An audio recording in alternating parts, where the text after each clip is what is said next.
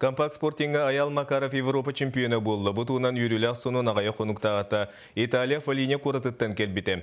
Европа түйілгетігері әр жоңға қағаңғытағарды әлбақ күттатчы 306 хәтті кейкелен күттібіт. Бүгін пресс-конференцияға Аял Макаров сетейтін туынан кепсеті. Федерация атыттан 200 тыынчы премия тұтты. Қырғы қарықта қытачы Россия күректейтін әрәлләқті күйен Европаға тейбіт. Санкт-Петербургтан сыджат тренері Кирилл Гончаров бұл күректейіні қаянды ылавы ден білімнәбіт. Фолине Коракка үс күнініне тиен үшедік сынянан жарықтанан старка тақсыбыд. Бастықы күн уон ихиға сыджан хәттуын бестен барытын табан тута лидердерге келбет. Барылақ күн 200-тен 199 табан Европа кыйлағынан болды.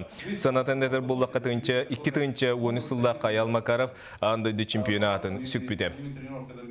Психология барда.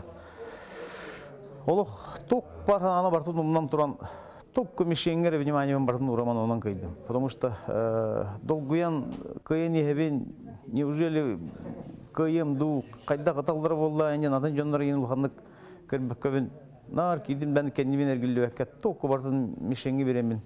Тренерим эппеден толган онан кайдым.